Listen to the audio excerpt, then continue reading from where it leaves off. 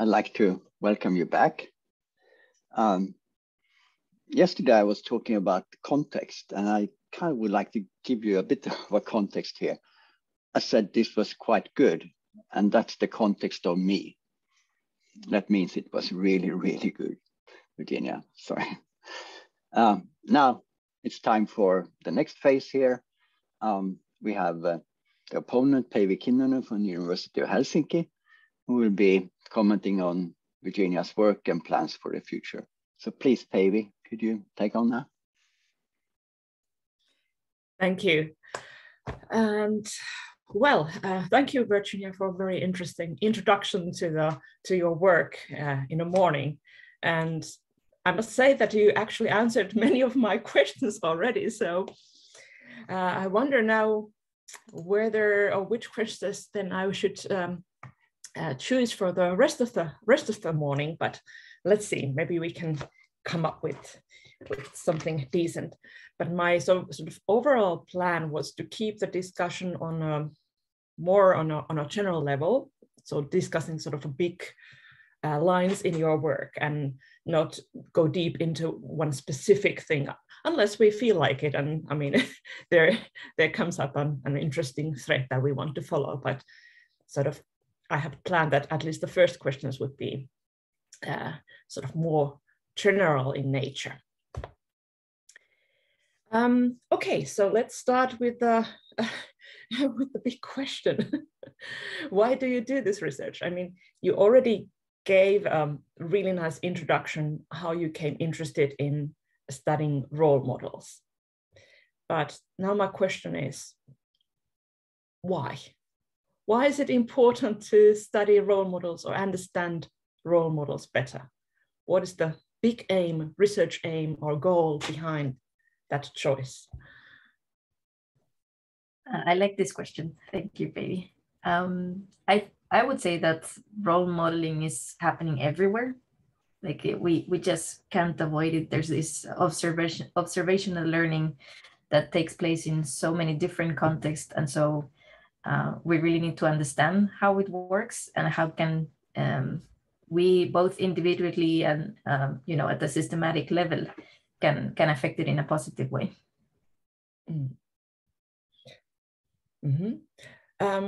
You also mentioned in your introduction, in your kappa, or mini version of the kappa, that sort of one of the aims or goals that you want to achieve by studying role modeling is the widening the participation in computer science. So widening participation, that is sort of a challenge that has been recognized for decades, and there are many initiatives to do that. But from that point of view, that you want to widen the participation by understanding role models better. So how do you see the role of role models in that process? Is it the only one there, or are there maybe perhaps other factors that might affect the participation? Yeah, no, absolutely. I think role models is a relatively small part of it, is one of the factors. And I think we could see that in Dr. Ella Taylor-Smith's presentation yesterday, when role model was, I think it was 1 out of 5 aspects that they had in their framework. So I see role modeling as quite a broad topic, but when you put it in the bigger picture, it's a relatively small part of the initiatives to broaden participation. Yes, indeed.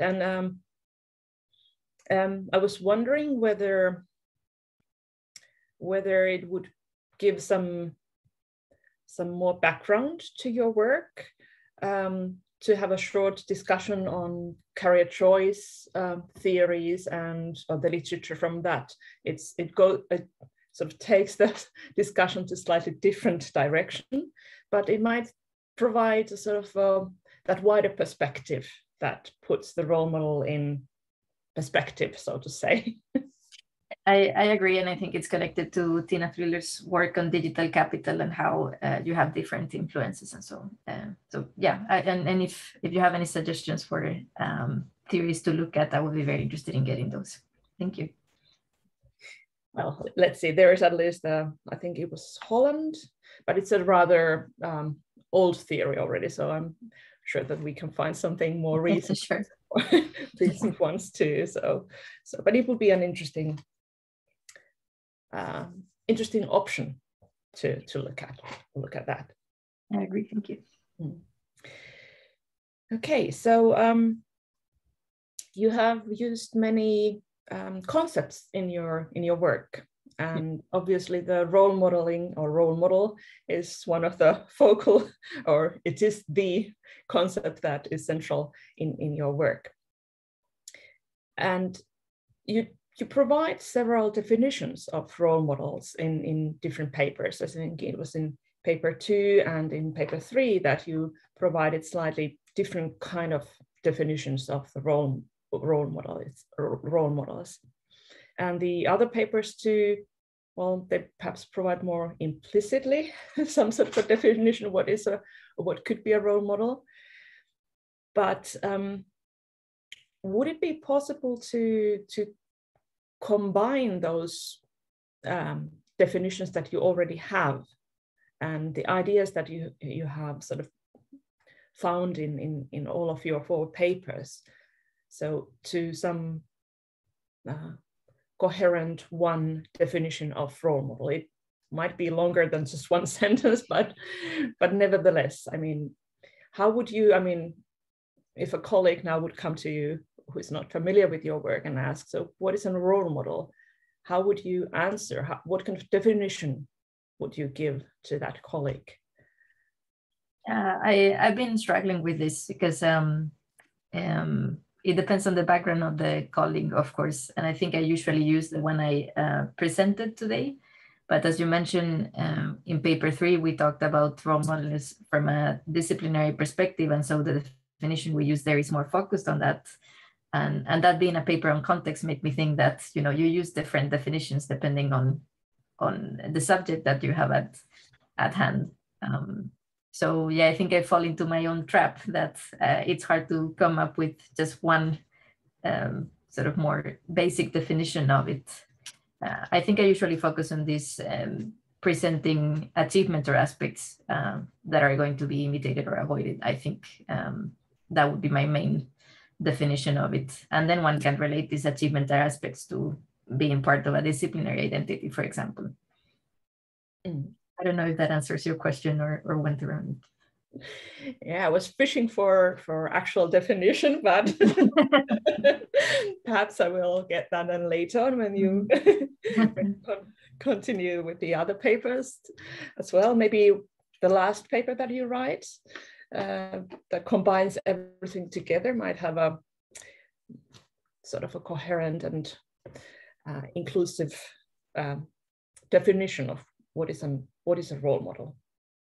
I think I struggle with this sort of statement on what is a role model and then defining sort of characteristics of it, like it needs to seem attainable and such. So I guess incorporating all these things, it's hard for me to see what would go in the definition and what would be sort of refining that definition with some characteristics of role modeling. Yeah. And I also think that stating clear from which point of view you look at role models and role modeling might help to define the definition, or having a slightly narrower definition.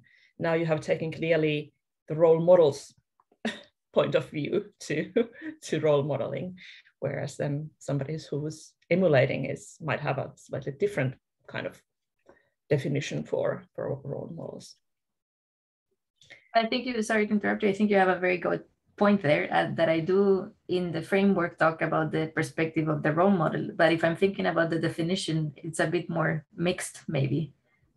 So I could think about the definition more from the role model's perspective, or that's one way to look at it at least. So thank you for that. Well, and then there's a possibility to try out different definitions and see if you need indeed 2 definitions, one from the role model's point of view and one from the emulator's point of view, or, well, you just have to see if it works. I like that. Yeah. Okay, so so the role model is definitely the sort of the central concept in your work, but what other concepts would you yourself regard as the most salient one or most focal one, the ones that you can't live without or write your papers without? Since there's been sort of an evolution in my writing, I would say it has been evolving towards identity. That's something that is quite important in what I'm doing and what I would like to include it more. I also talk about competencies, that's something I could expand more, and I hope to do as part of the working group, especially focused on teachers' competencies. I think I started with that in mind, but it's not something I've explored with theory, so to speak. So it was part of my aims and something that I want to touch upon more now. So identity and competencies are running for the... Yes, exactly. We also talked about context, and I don't think we've defined it so much. I think that's context is one of these terms that also can be hard to define, but could be important to do so more explicitly in my work. Yeah, and I think it would benefit your work if towards the end, whether that be the last paper or earlier perhaps already, to also pay attention to defining the other central concepts in addition to role model, just so that it helps the reader to understand where you stand and how you define it and what you include and exclude from that. Then that would be very, very helpful, and also perhaps help you to build a even more comprehensive framework that you're aiming at. Okay. Now I'm excited to hear your thoughts about on the next question, which relates to theory. But I will keep this one too on a more general level. So my main question is, how would you describe the role of theory in your papers from 1 to 4? And by theory now, I use it very, very loosely. So you can include everything from models to frameworks to some sort of arguments and so forth. So, but what is the role of theory in your work? Yeah, interesting and hard question. Let me see. If I start like in chronological order, so to speak, if I think of theory with a very wide definition of it for paper 1, we use phenomenography as a research approach. And I thought that was a very helpful way of starting to look at role modeling, because it's, so my perspective was that it's a concept that hasn't been studied that much in terms of defining it. So phenomenography was very helpful in that sense. But as I started using it, I sort of became feeling constrained by it. So it was an interesting experience to both feel that this is something that can help me, and also something that doesn't allow me to see everything I'm seeing in the data. So do you regard phenomenology or phenomenography as a theory, or the results as a theory or framework or model? I think phenomenography is a bit special, right? In that, if we talk about it about the research approach, that's how I see it as theory, as something that helps me frame my thinking and how I'm going to do things a bit more than a method or so. So, and then of course you need to talk about your results using, again, that approach. I think that's where I felt more constrained, actually. Mm-hmm. Can you elaborate a bit more about that feeling? Where did it come from that it constrained your thought? You discussed that in your paper, or in your kappa, but maybe you could elaborate a bit more about that. So yeah, so when you have to do this outcomes-based and relate the categories and so on, I think the one we came up with, it feels like you could separate them in different outcome spaces, so to speak. So finding this red thread and connecting all of them was quite challenging. So it didn't come that naturally. Whereas if I'm using thematic coding analysis, not that I regard that as a theory, but using other tools, I felt much more at home and felt like this really represents what I'm seeing. Whereas with phenomenography, felt like I need to fit this in here somehow, which is valuable, but yeah, not exactly what I wanted to do. So it was the sort of expectation to get the different perceptions in a hierarchical order that felt constraining. Yes, exactly. And so they're also talking about many different aspects of role modeling. So one could say, well, is this part of the definition, or is this, characteristics of it that you could interpret in a different way? So talking about it as, like I did with the other papers, what, who, and how felt more natural, I guess.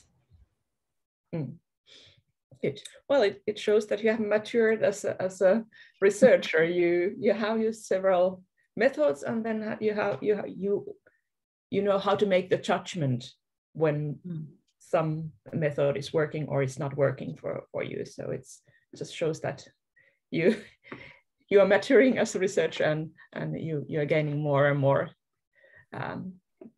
experience with the different methods. Thank you. Okay, so how about the paper 2 and the theory there? Yeah, that was a challenging paper to write, and I think it's a bit what I touched upon in the presentation, that it was hard to know where to get theory from, because I couldn't find so much within computing education, and then you need to look at other fields. The role modeling theory that I found is more on observational learning, and how that is much more from the point of view of the emulator, how I look at the role model and then how do I learn from them and so on. So I've been wondering whether I should include that as part of what I write, even if briefly, or not, because the theory I've used so far are definitions of role modeling in different disciplines and how we could apply them to computing. Yeah, and I do recognize the challenge that if you're studying a field or topic that hasn't been studied so much before, then there are no sort of theories and frameworks or literature readily available, and then you need to broaden your literature review to other fields. And well, and you have found something helpful there, but I can see that it was probably not quite straightforward and easy. But you can sort of be happy about the next computer science educator who is studying role models has a lot more to start with, because they will be able to read your publications and your frame and sort of follow your framework or develop them further. But in this paper too, this is the first time when you introduced the framework, the role model framework. So would you regard that as a sort of a theoretical contribution to the field? Yeah, I've been told that's a risky thing to say. It feels a bit big to call it a theory, if that's a bit where your question is coming from. But maybe I would. I'm still thinking about this. From the point of view of not finding any theories that I could use, I would say it is a theoretical contribution. I wouldn't call it a theory in the sense that it's something very stable that applies to many different contexts. I think it needs still some refinement. So that's what I would be a bit reluctant to use that word mainly. But I would say it's a theoretical contribution, yeah. Yeah, it's definitely in that category. It's not an empirical or practical contribution per se, but it's more theoretical type of contribution, if not quite theory yet, but maybe evolving to that direction. I think, yeah. Okay, so how about then the paper 3, the participation under influence? How do you see the role of theory or frameworks in that paper? Yeah, I think that on paper 3 is where you see, paper 4 is where theory is much more prominent, I would say. And then there's identity, there's coming back to your question on concepts. Then we talk about power, we talk about agency and ubiquity and so on. So being able to use theory to define certain concepts that we can use to talk about role modeling, that was very useful.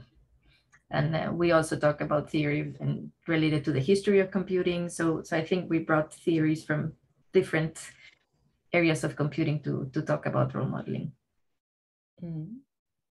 Yeah, here you discuss a lot about the disciplinary and professional identities, and the third aspect is the ways of being a student in computer science. So, and I found this paper extremely interesting to read. Well, actually, I found all of your papers extremely interesting to read, but this was probably one of my favorite ones, at least for a while. One thing that I sort of stopped to think for a bit longer time was to, and I'm not sure if I can now ask a very clear question, but I try to ramble on. The disciplinary and professional identity, they are very sort of similar, and it's same vocabulary to talk about both of them. But then the third one, the ways of being a student in computer science, is, well, it brings in a slightly different viewpoint, and the vocabulary is slightly different. So how do you see the connection between these three, the disciplinary and professional identity, and then ways of being a computer science student? You mean like similarities and differences, or? Or I'm aiming to ask,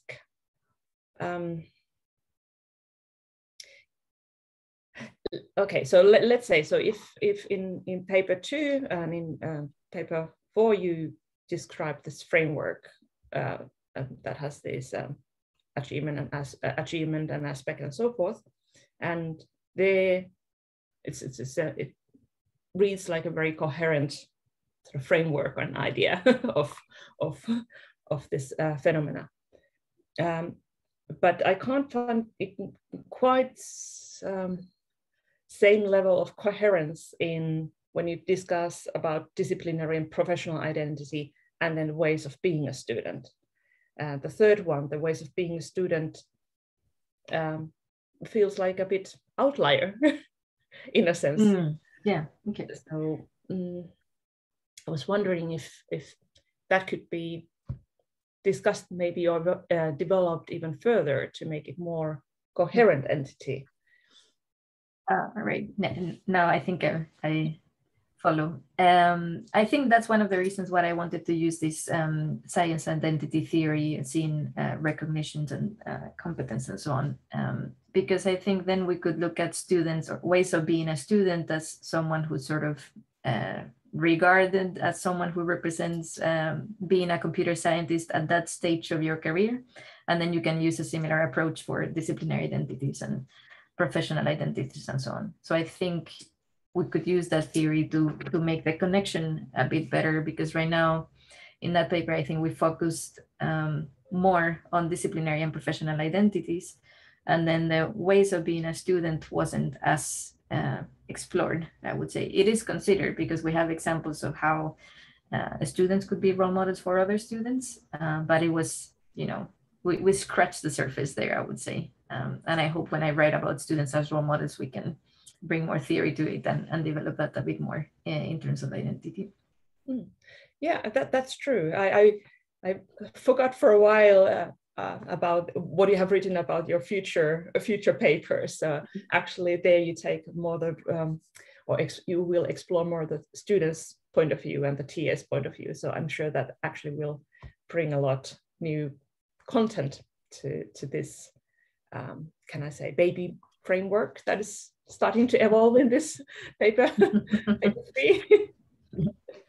Yeah, so I'm looking forward to reading those papers then. Excellent. Yeah. Okay, so how about then the paper 4, the ethics paper? So what is the role of theory there?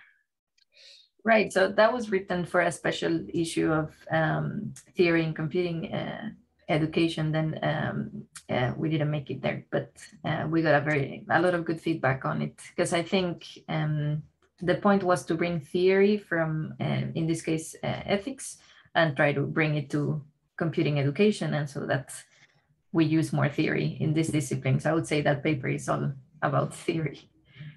And it contributes to this theory of role modeling as well, or at least the theoretical contribution that I'm trying to have.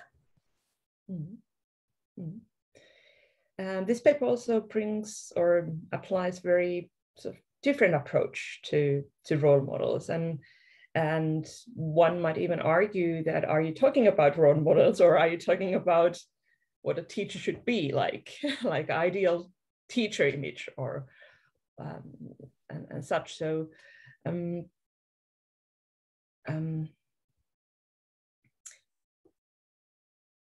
yeah, actually that is my question now.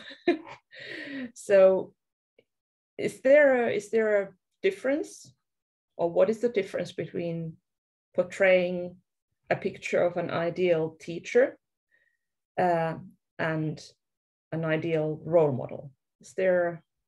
Are they the same thing actually? Or I would say yes and no, right? It really depends on the emulator and what their goals are. So if I take the context of teacher and student, if the student's goal is to become a teacher, then yes, the ideal teacher is a fantastic role model. But teachers are also role models. Certain aspects and achievements of themselves are something that students can imitate. So I guess the main answer is that I don't see role models as the whole person, but rather certain aspects of achievements that the students can emulate. And in that sense, there will be a difference between being the ideal teacher or representing certain concrete things that the students can use later. Mm-hmm.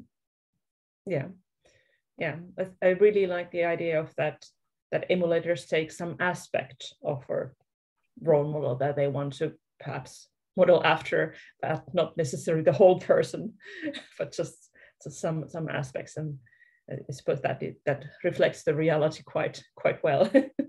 I think it's I think it's also about maybe you represent something as a teacher in a teaching context, but then it's up to the students to have the skills to emulate that in a different context, right? We represent some competencies that are used in a classroom but can be used in other professional settings if the students manage to see that and apply it. So yeah.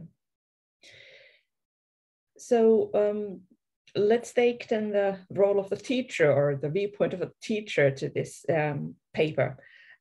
So what do you think that the contribution of this paper could be to the teacher training, now that we are talking some aspects of an ideal teacher or a good teacher? We're talking about paper 4, right? Okay, paper 4, yes, the ethics. Yeah, I think it gives teachers 3 different ways of looking at how they could be role models. And they touch upon similar things, they just put emphasis on different parts of it. So if I think about myself as a teacher, it gave me 3 different lenses in which I can look at how I teach. It helps me think about what my own values and beliefs are. So I think it's, since we're talking about yesterday as teacher, part of teacher training being an individual, activity, so to speak, thinking about who you want to be as a teacher. I think this paper is about that, helping teachers reflect with different lenses on how they could choose what to model. Except for, sorry, just want to clarify that when we talk about ethics of freedom, I think that quite challenges the view of role modeling that we traditionally talk about. So I think that particular one in teacher training would be very interesting to see, to talk about socialization versus subjectification and so on. Mm. Yeah, and I think the ethics of freedom is perhaps more explicitly talked about in compulsory school level, where we want to sort of support each and every child to find their path and grow as a person, but it's not quite so explicitly talked about at the university level. At least from my own experience, it's more focused on other aspects of teaching, the discussion there. I was wondering, now that you mentioned that that we can approach this ethics issue from individual teachers' point of view, and so these 3 ethics that you have portrayed in this paper will give some sort of ideas of what I could think when I think of me as a teacher. So what kind of teacher I want to be. So what do I want to care for, and how do I model that, and so forth, or how do I show an example of how to care for various things, or how to be or showcase excellent characteristics, or whatever it is. But I wonder, is it also, or could it also be something that like a teaching community and specific department or faculty could or should think about or talk about together, so that there would be some sort of, in the same way that when we build a curriculum, we make sure that we teach different kind of things, and we vary the teaching methods, and we vary the assessment methods, and so forth. How about the ethics issue? Do we make, or could we make sure that we portray at the curriculum level or program degree level these different ethics? I think in some way we're at least trying to do that. And if I take the example of sustainability, this now we have to have in the curriculum this care about the planet, and sort of transmit that to the students, and that they know how to do that in the specific context of the subjects that we have in their study programs. So I think maybe not explicitly talking about ethics when we have these discussions, but you can see the results of these considerations, or hopefully you can when we're designing curriculums. I think it is very challenging, though, to talk about subjectification. We focus much more on socialization and reproducing what exists already. So it's, I think having the discussion about the subjectification at the higher level and not just the teacher's individual level would be quite beneficial. Yeah, and finding that balance for each person, because I think the balance might be look slightly different for each person. So absolutely, yeah. So not an easy task to do, but nevertheless something that we should do. It's not that if something is hard, we shouldn't not do it. We just need to absolutely try harder. Try it hard, yeah. Okay.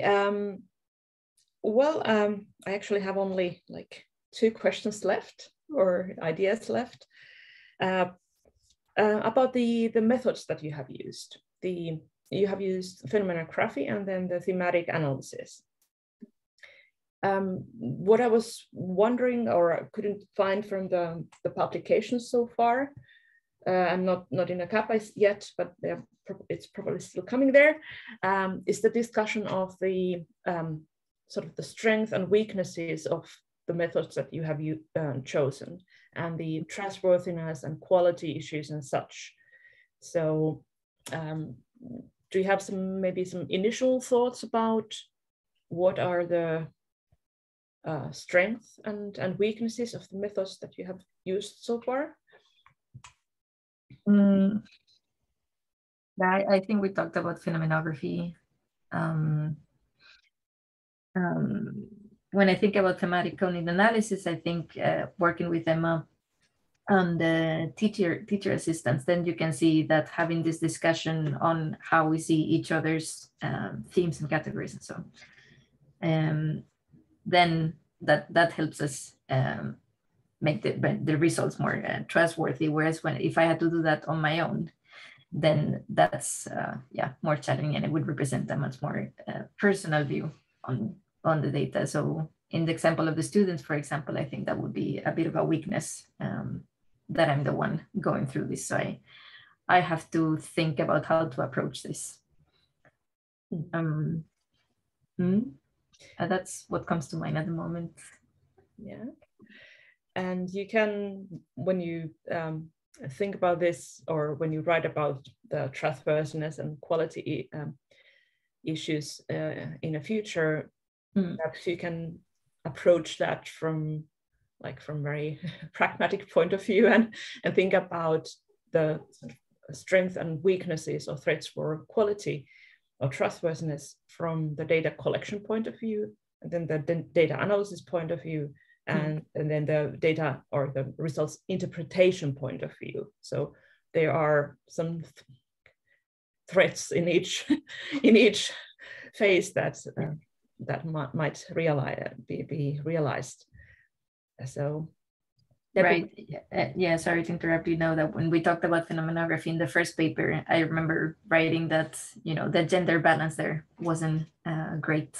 And I hope that's something I can correct when I write about the whole set of interviews. So that would be another example when we talk about data collection. Yeah. Yeah. And another thing that you might be able to do in Kappa, if not in papers, because papers have such a strict word limits, is that when you're talking about the data analysis part and the interpretation part, and how they are trustworthy and high quality, just providing maybe some examples of how you interpreted certain phrases and why, and especially if you can find some, can we say, more challenging quotes that were not quite so easy to put in one theme, and then those sort of borderline examples might be quite interesting and make it more clear how you made the decisions together with your colleagues when you analyzed it. So if you have some space in Kappa, then that might be a nice addition there. Yeah, I should have. Yeah. Good. And I think this positionality statement would help with this as well. Like, this is who I am and how I interpret, they perceive their participation and so on. I will talk a bit about power there as well, in particular in the case of the students, that this being part of what they're doing in a course might have affected the things that they write and such. So, yeah, thank you for bringing this up. Taking notes. Good.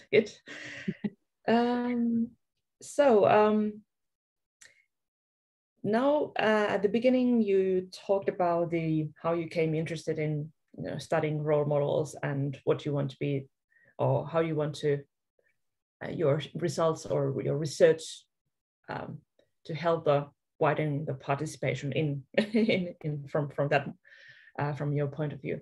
So now that you look at the results that you have got so far, and you have some to come still, but do you have some ideas, or what kind of sort of gut feeling you have how your results might help widening the participation? In which ways it might be helpful for others acting or working in this field?